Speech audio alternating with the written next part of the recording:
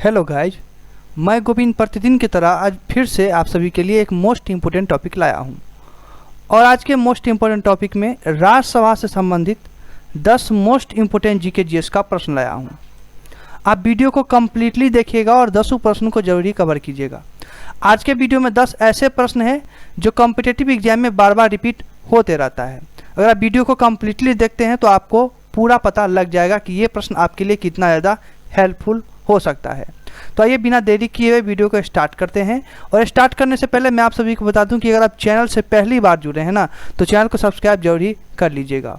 और अगर आप इस वीडियो का PDF फाइल लेना चाहते हैं तो आप नीचे डिस्क्रिप्शन में जाइएगा, वहाँ पे टेलीग्राम चैनल का लिंक दिया हुआ है, वहाँ से आप PDF फाइल को डाउनलोड कर सकते हैं। तो आइए आज के वीडियो का पहला प्रश्न देखते हैं। और पहला प्रश्न है कि भारतीय संसद के ऊपरी सदन को डॉट के रूप में भी जाना जाता है। प्रश्न को अच्छे से पढ़िए और समझिए। अगर आप प्रश्न को अच्छे से पढ़ के समझेंगे तो आपको राइट आंसर ढूंढने में ज़्यादा दिक्कत नहीं होगी।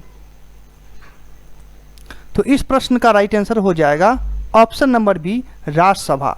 भारतीय संसद के ऊपरी सदन को जो है वो राज्यसभा के रूप में भी जाना जाता है। ऑप्शन नंबर बी राइट होगा।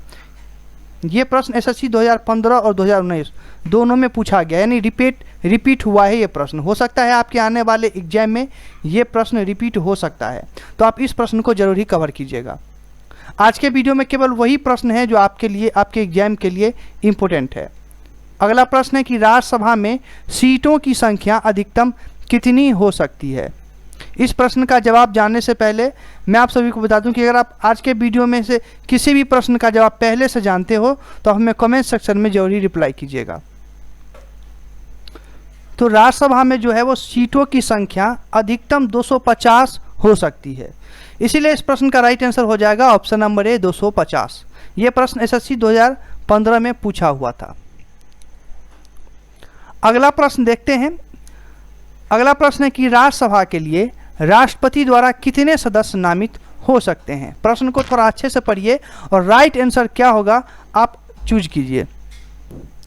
राज्यसभा के लिए राष्ट्रपति द्वारा जो है वो कुल 12 सदस्य नामित हो सकते हैं, इसीलिए राइट आंसर जो हो जाएगा इसका ऑप्शन नंबर सी, 12 हो जाएगा।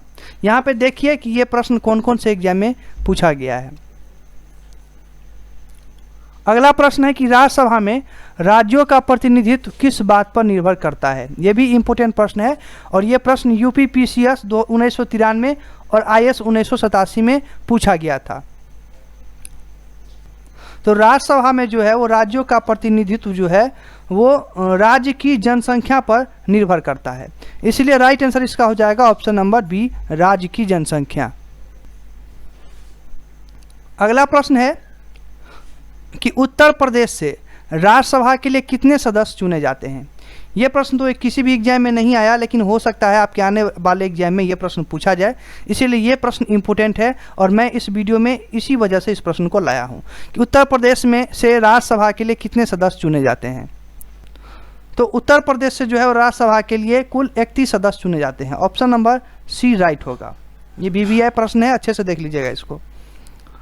अगला प्रश्न है कि बिहार में लोकसभा की 40 सीटें हैं और राज्यसभा की कितने सीटें बिहार में हैं। यानी बिहार में लोकसभा की 40 सीटें और राज्यसभा की कितनी सीटें हैं, वो आप ऑप्शन देख के बताइए इसका करेक्ट क्या होगा। आइए ऑप्शन देखते हैं। देखिए ए में है 12, B C D नीचे दिया हुआ है 14, 15, 16। बताइए कि इसका करेक्ट आंसर क्या होगा। इस प्रश्न का राइट आंसर हो जाएगा ऑप्शन नंबर डी, 16। याद रखिएगा सभी कि राज्यसभा की कितनी सीटें हैं बिहार में, तो कुल 16 सीटें हैं।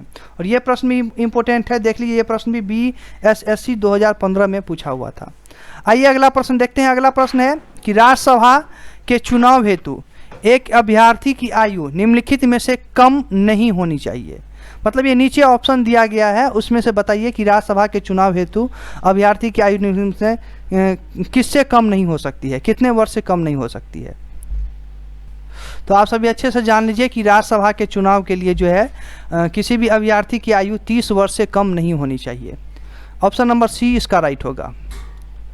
देख लीजिए ये भी SSC 2013 में पूछा हुआ प्रश्न है। अगला प्रश्न है कि राज्यसभा के सदस्य चुने जाते हैं। यानी कितने वर्षों के लिए जो है वो राज्यसभा के सदस्य चुने जाते हैं। अगर आप इस प्रश्न का जवाब पहले से जानते हैं तो आप हमें कमेंट सेक्शन में जरूर रिप्लाई कीजिएगा, काफ़ी ज़्यादा इंपॉर्टेंट प्रश्न है ये। तो राज्यसभा के सदस्य जो हैं वो 6 वर्षों के लिए चुने जाते हैं। अच्छे से कवर कीजिएगा प्रश्न को, ऑप्शन नंबर सी इसका राइट होगा। अगला प्रश्न है कि राज्यसभा में किस राज्य के प्रतिनिधियों की संख्या सर्वाधिक है। काफ़ी ज़्यादा इंपॉर्टेंट प्रश्न है, इसको आप अच्छे से कवर कर लीजिएगा।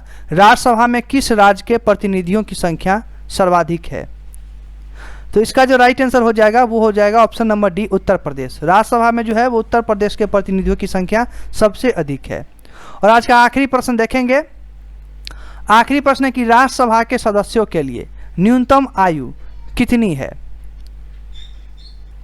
अगर आप कॉम्पिटिटिव एग्जाम की तैयारी करते हैं मन से तो इस प्रश्न का जवाब आपको जरूर ही आना चाहिए।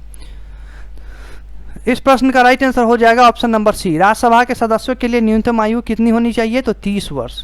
ये भी इंपॉर्टेंट प्रश्न है, SSC 1999 में पूछा हुआ प्रश्न है। तो आज के वीडियो में total 10 most important GK GS के प्रश्न थे, वो भी राज्यसभा से संबंधित। तो आप सभी 10 प्रश्न को अच्छे से देखिएगा और हो सके तो 2-4 बार रिवाइज कर लीजिएगा, क्योंकि ये 10 प्रश्न ऐसे हैं जो काफ़ी ज़्यादा इंपॉर्टेंट है।